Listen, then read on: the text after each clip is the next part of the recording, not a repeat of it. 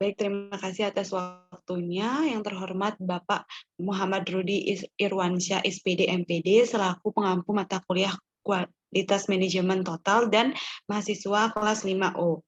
Baik, Om Swastiastu, Assalamualaikum warahmatullahi wabarakatuh. Salam sejahtera untuk kita semua. Namo Buddhaya, salam harmoni. Sebelumnya, perkenalkan saya Kak Dai Kurnia Stiani, selaku moderator yang akan memandu presentasi pada hari ini.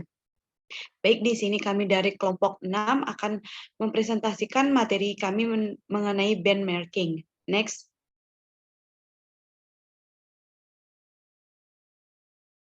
Adapun anggota kelompok dari kelompok 6, yaitu yang pertama ada saya sendiri, Kak Dai Kurnia Stiani dengan NIM 2017-051225, yang kedua ada Ketut Suryawan dengan NIM 2017-051235. Next.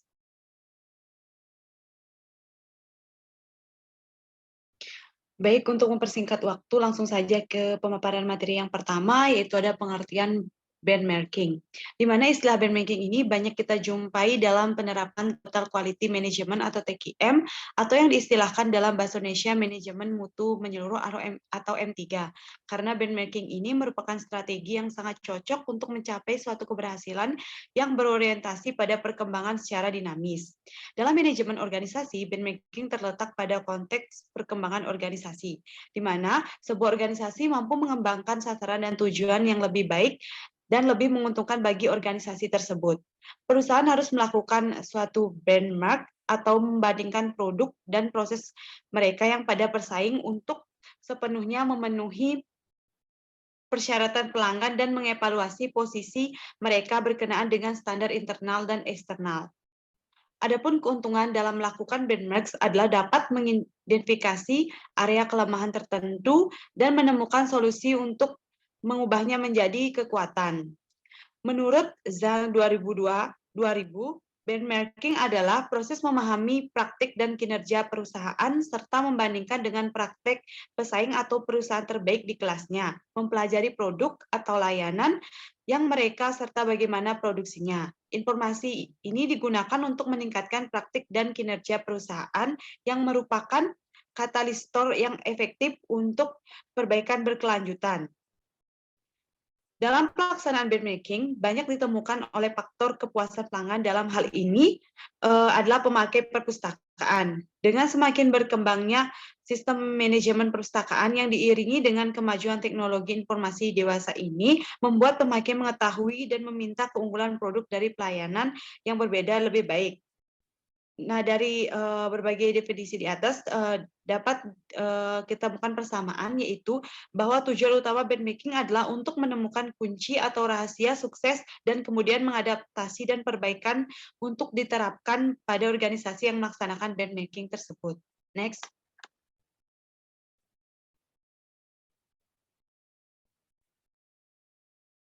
Kemudian materi kedua yaitu ada jenis-jenis benchmarking, di mana dikenali 5 jenis benchmarking, yaitu yang pertama ada benchmarking internal atau internal benchmarking, di mana banyak perusahaan yang memiliki berbagai cabang. Mereka bisa jadi memiliki sejumlah anak perusahaan, divisi, kelompok, pelayanan, dan sebagainya di lokasi yang tersebar secara geografis. Dalam hal ini, perusahaan terdiri dari sejumlah operasi yang serupa yang dapat diperbandingkan dengan mudah satu sama lainnya. Yang kedua yaitu ada benchmarking eksternal, di mana benchmarking eksternal ini berarti membandingkan organisasi dengan organisasi yang sama atau serupa di tempat lain. Pasangan benchmarking mungkin adalah para pesaing langsung atau organisasi serupa dan melayani pasar yang berbeda. Yang ketiga yaitu ada benchmarking fungsional atau fungsional benchmarking, suatu perbandingan atau produk, jasa, dan proses kerja dengan perusahaan-perusahaan yang fungsional di sini karena benchmarking pada tingkat ini sering berkaitan dengan aktivitas atau fungsi tertentu di dalam suatu organisasi. Kemudian yang keempat itu ada generik, di mana generik ini adalah membandingkan proses bisnis secara mendasar yang memiliki kecenderungan pada setiap perusahaan seperti penerimaan pesanan, pelayanan terhadap pelanggan, dan pengembangan strategi. Dan yang kelima yang terakhir yaitu ada customer, di mana perbandingan kinerja berasaskan kepada harapan pelanggan, di mana sebuah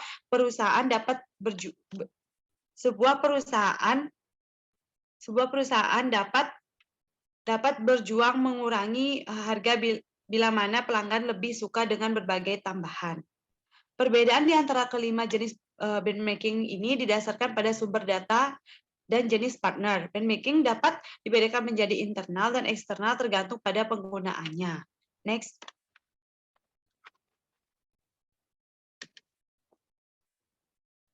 Kemudian ada fungsi dari benchmarking. Benchmarking dapat menjadi strategi bersaing karena benchmarking fokus pada proses dan produk. Bila produk tersebut tidak sesuai dengan harapan organisasi atau perusahaan, maka perlu dilakukannya sebuah perbaikan. Bila produk tersebut memenuhi suatu organisasi atau perusahaan, maka harapannya pelanggan berarti organisasi tersebut dapat mendefinisikan dan mendesain ulang produknya. Fungsi benchmarking yang dilaksanakan oleh suatu lembaga atau organisasi perusahaan adalah yang pertama, yaitu ada benchmarking sebagai alat bantu menemukan ide, dan belajar benchmarking adalah alat yang sangat ampuh untuk menemukan ide dan belajar dari perusahaan-perusahaan dan organisasi-organisasi yang dipandang. Yang kedua, yaitu ada alat untuk meningkatkan kemampuan belajar, di mana manfaat telah teruji dan cocok untuk meningkatkan kemampuan menerima pelajaran-pelajaran perilaku yang sukses. Manfaat ini secara efektif dapat mendorong orang untuk membuka wawasannya dan menyadarkan orang bahwa menjadi yang terbaik di antara yang baik. Yang ketiga yaitu ada alat untuk perbaikan, di mana pada hakikatnya benchmarking ini merupakan suatu instrumen untuk melakukan perbaikan. Langkah awal yang dapat dilakukan adalah mengidentifikasi proses dan praktik manufacturing serta operasi lainnya dalam suatu perusahaan atau organisasi yang memerlukan perbaikan. Yang terakhir yaitu ada alat untuk pengembangan keterampilan, di mana pengembangan keterampilan ini dapat diartikan sebagai suatu gabungan dari pengetahuan, motivasi, situasi, dan kemampuan. Dengan melakukan benchmarking ini, suatu organisasi akan memperoleh dan mendapatkan serta mengumpulkan dan menganalisa sejumlah pengetahuan dari lingkungan yang berbeda. Next.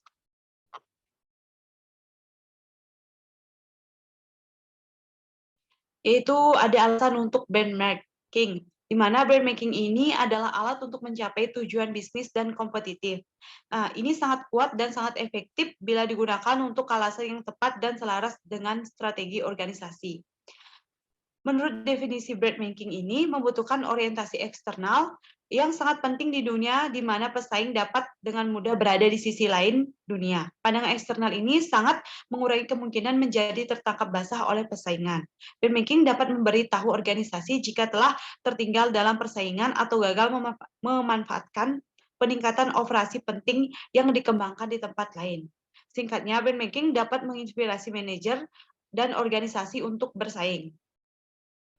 Benchmarking ini adalah waktu dan biaya yang efisien karena prosesnya melibatkan imitasi dan adaptasi daripada penemuan murni.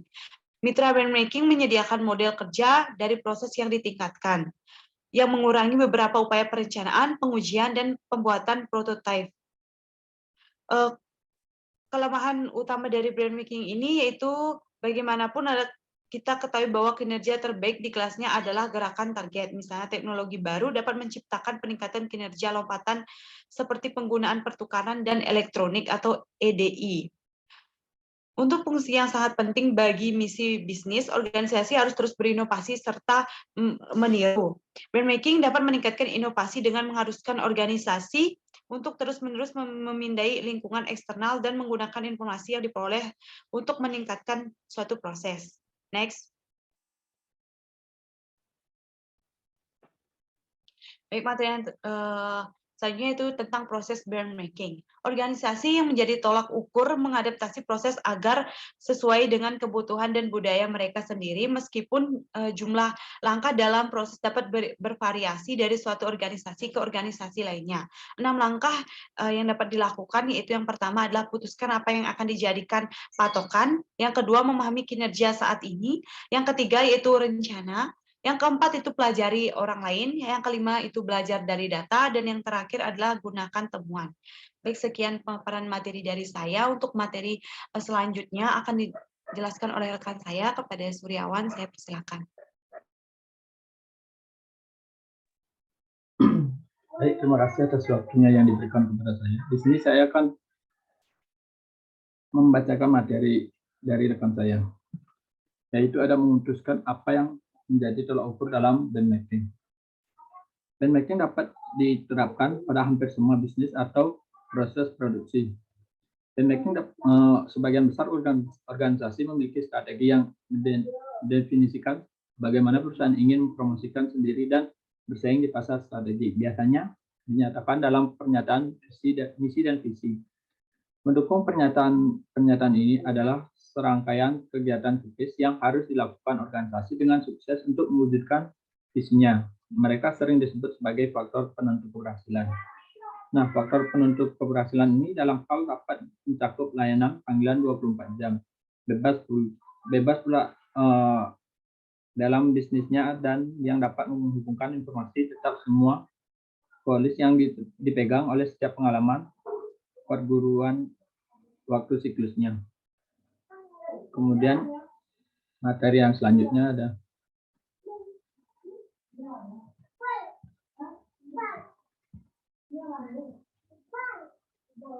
kemudian yang selanjutnya itu ada dampak. Beberapa pertanyaan lain yang dapat diajukan untuk menentukan area dampak tinggi yang dijadikan tolak ukur adalah yang pertama ada proses mana yang paling banyak menyebabkan masalah. Kemudian yang kedua yaitu ada proses mana yang paling berkontribusi terhadap kepuasan pelanggan dan proses mana yang tidak berjalan sesuai harapan. Kemudian yang ketiga yaitu ada apa tekanan persaingan yang paling berdampak pada organisasi. Dan yang terakhir yang keempat yaitu ada proses atau fungsi apa yang paling potensial untuk membedakan organisasi kita dari kompetensi. Kemudian materi selanjutnya yaitu ada memahami performa saat ini, di mana untuk membandingkan praktik dengan tolak ukur luar. Pertama-tama perlu dipahami dan mendokumentasikan secara menyeluruh proses saat ini. Hal ini mempertimbangkan kinerja organisasi harus dipahami dengan baik. Beberapa teknik seperti diagram air dan diagram sebab akibat dan pemahamannya. Kemudian saat mendokumentasikan proses, penting untuk mengukurnya. Satuan ukuran harus ditemukan. Ini adalah praktik untuk utama yang akan dibandingkan selama investigasi benchmarking. Contoh umum termasuk biaya unit tarif per jam, ukuran aset, dan ukuran kualitas. Kemudian materi yang selanjutnya yaitu ada perencanaan benchmarking, di mana setelah proses internal dipahami dan didokumentasikan, dimungkinkan untuk membuat keputusan tentang bagaimana melakukan studi.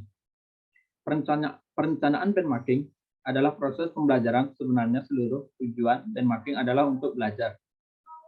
Kemudian ada 3 jenis utama benchmarking, yaitu ada internal, kompetitif, dan proses di sebagian besar perusahaan besar.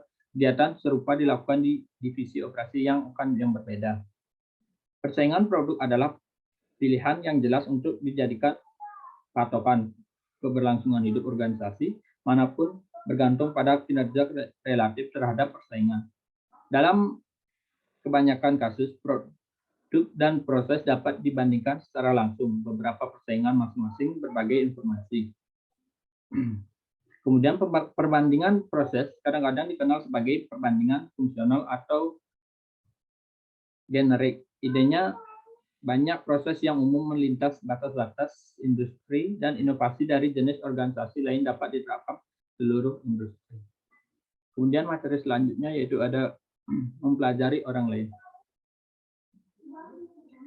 Studi benchmarking mencari 2 jenis informasi deskripsi tentang bagaimana proses terbaik di kelasnya dipraktikkan dan hasil terukur dari praktik ini. Dalam mencari informasi ini, benchmarking dapat menggunakan internal sumber data dalam domain publik, penelitian, asli, atau kemungkinan besar kombinasi sumber. Kemudian ada 3 teknik untuk melakukan penelitian asli, adalah yang pertama kuesioner, kunjungan lapangan, dan kelompok fokus. Di mana kunjungan lapangan biasanya melibatkan kuesioner yang pertama yaitu ada kuesioner yang sangat berguna untuk memastikan anonimitas dan kerahasiaan responden. Ketika data diinginkan dari banyak organisasi eksternal dan saat menggunakan pihak ketiga untuk mengumpulkan informasi. Kemudian yang kedua yaitu ada kunjungan lapangan. Biasanya melibatkan tur operasi atau pabrik diikuti dengan periode diskusi karena personel dari kedua mengunjungi dan organisasi tuan rumah menghancurkan waktu penting untuk mempersiapkan dengan baik untuk mengunjungi. Yang ketiga yaitu ada kelompok fokus, di mana hanyalah panel mitra benchmarking yang disatukan untuk membahas bidang kepentingan bersama. Paling sering panel terdiri dari orang-orang yang memiliki beberapa aktivitas benchmarking bersama sebelumnya. Kemudian materi selanjutnya yaitu ada belajar dari data, di mana studi benchmarking dapat mengungkapkan 3 hasil yang berbeda. Proses eksternal mungkin jauh lebih baik daripada proses internal. Setelah negatif, kinerja proses mungkin kira-kira sama seperti paritas. Atau proses internal mungkin lebih baik daripada yang ditemukan di organisasi eksternal atau lebih dikenal gap positif. Kesenjangan negatif membutuhkan upaya perilaku perbaikan besar. Setidaknya ada 2 cara untuk membuktikan bahwa satu praktik lebih unggul dari yang lain. Jika proses yang dibandingkan dipahami dengan jelas dan ukuran kinerja yang memadai tersedia, praktiknya dapat dianalisis secara kuantitatif. Ukuran dan rasio ringkasan, seperti biasanya aktivitas pengambilan aset, tingkat kerusakan, atau tingkat kepuasan pelanggan dapat dihitung dengan dibandingkan. Cara kedua untuk membuktikan keunggulan adalah melalui analisis dasar. Kemudian kesenjangan tolak ukur yang dapat didefinisikan harus dijelaskan dan diukur. Menurut definisi, proses memiliki input, aktivitas, dan output. Proses yang ditentukan untuk menjadi lebih unggul harus dijelaskan menggunakan kata-kata dan grafik untuk tingkat detail yang diperlukan agar setiap langkah dapat diakhiri. Nah, struktur organisasi dan operasional berkaitan dengan lokasi kegiatan, dengan organisasi pemisahan tanggung jawab, dan kemampuan sistem informasi. Kemudian materi selanjutnya yaitu ada menggunakan temuan, di mana benchmarking adalah sebuah buang-buang waktu. Jika perubahan tidak terjadi sebagai hasilnya, untuk melakukan perubahan temuan harus dikomunikasikan kepada orang-orang dalam organisasi yang dapat memungkinkan diperbaikan. Kemudian langkah-langkahnya umum untuk mengembangkan pelaksanaan rencana aksi adalah yang pertama yaitu ada tentukan tugas, yang kedua ada urutan tugas, yang ketiga ada menentukan kebutuhan sumber daya, yang keempat ada menentukan jadwal tugas, dan yang kelima ada tetapkan tanggung jawab untuk setiap tugas. Yang keenam ada jelaskan hasil yang diharapkan, dan yang terakhir yang ketujuh ada tentukan metode untuk hasil penentuan. Sekian materi dari saya kembalikan ke moderator. Untuk moderator dipersilakan. Baik, terima kasih Suryawan. Dapat disimpulkan yaitu brand making merupakan alat untuk mencari ide atau belajar dari perusahaan organisasi yang dianggap terbaik. Jadi brand making ini merupakan proses pengukuran yang sistematis dan berkesinambungan, proses mengukur dan membandingkan secara terus-menerus atas proses bisnis suatu organisasi untuk mendapatkan informasi yang akan membantu upaya organisasi tersebut memperbaiki kinerjanya. Kemudian ada jenis-jenis brand making, yaitu yang pertama ada brand making internal atau internal brand making, yang kedua ada brand making eksternal, dan yang ketiga ada brand making fungsional, yang keempat ada generik, dan yang terakhir ada customer. Di mana juga ada fungsi brand making yang dapat dilaksanakan oleh suatu lembaga atau organisasi, di mana yang pertama ada brand making sebagai alat bantu untuk menemukan ide dan belajar, yang kedua alat untuk meningkatkan kemampuan belajar, yang ketiga ada alat untuk perbaikan pada hakikatnya. Brand making ini merupakan suatu instrumen untuk melakukan perbaikan. Kemudian ada alat untuk mengembangkan keterampilan, di mana pengembangan keterampilan dapat diartikan sebagai suatu gabungan dari pengetahuan, motivasi, situasi, dan kemauan. Nah, dari definisi brand making tersebut membutuhkan orientasi eksternal yang sangat penting di dunia, di mana pesaing dapat dengan mudah berada di sisi lain dunia. Pandangan eksternal menjadi tertangkap basah oleh pesaing. Dan brand making ini juga dapat memberitahu organisasi jika telah tertinggal dalam persaingan atau gagal memanfaatkan peningkatan operasi. Kemudian, singkatnya brand ranking ini dapat menginspirasi manajer untuk bersaing, di mana proses managing ini dapat memutuskan apa yang akan dijadikan patokan. Kemudian ada memahami kinerja saat ini, prosesnya yang ketiga itu ada rencana, yang keempat mempelajari orang lain, yang kelima belajar dari data, dan yang keenam gunakan temuan. Sebagian besar organisasi memiliki strategi yang mendefinisikan bagaimana perusahaan ingin memposisikan sendiri dan bersaing di pasar. Strategi ini biasanya dinyatakan dalam pernyataan visi dan misi. Mendukung pernyataan ini adalah serangkaian kegiatan kritis yang harus dilakukan organisasi dengan sukses untuk mewujudkan visinya. Kemudian tujuan brand making ini adalah untuk belajar, di mana kecenderungan untuk segera menghubungi beberapa organisasi dan menjadwalkan kunjungan. Kegiatan ini biasanya membuang-buang waktu, yang di mana lebih baik pertama-tama kita menggunakan informasi dalam domain publik untuk memfokuskan penyelidikan dan menemukan mitra brand make yang tepat. Kemudian ketika kebanyakan orang berpikir tentang brand making, mereka umumnya berpikir untuk melakukan penelitian asli melalui kunjungan lapangan dan wawancara. Ini tidak selalu diperlukan dan beberapa organisasi menganggap industri sebagai pemborosan waktu. Nah, informasi yang dibutuhkan lebih mudah dan cepat diperoleh, mungkin tersedia secara internal ataupun publik. Kemudian perencanaan dari brand making akan memiliki ide bagus tentang informasi tambahan apa yang akan dikumpulkan. Studi brand making dapat mengungkapkan 3 hasil yang berbeda, di mana proses eksternal mungkin jauh lebih baik daripada proses internal. Kinerja proses mungkin kira-kira sama dengan paritas, di mana proses internal mungkin lebih baik daripada yang ditemukan organisasi eksternal atau GAP positif. Karena temuan bersifat objektif, proses pembandingan membantu membuat kasus bagi dua kelompok. Efeknya perubahan dapat diprediksi secara kuantitatif dan prosesnya dijelaskan sepenuhnya. Kemudian ada langkah-langkah umum dalam mengembangkan pelaksanaan perencanaan. Yang pertama ada tentukan tugas, yang kedua ada urutan tugas, yang ketiga menentukan kebutuhan sumber daya, yang keempat menetapkan jadwal tugas, yang kelima tetapkan tanggung jawab untuk setiap tugas, yang keenam jelaskan hasil yang diharapkan, dan yang terakhir yaitu untuk tentukan metode untuk hasil pemantauan. Next, baik dikarenakan pemaparan materi pada hari ini telah selesai, saya ucapkan terima kasih kepada Bapak dosen dan mahasiswa. Saya selaku moderator menyampaikan mohon maaf apabila ada kesalahan kata dari penyaji maupun dari saya sendiri. Akhir kata saya ucapkan terima kasih dan saya tutup dengan para mesanti. Om Santi Santi Santi Om. Wassalamualaikum warahmatullahi wabarakatuh. Sekian dan terima kasih.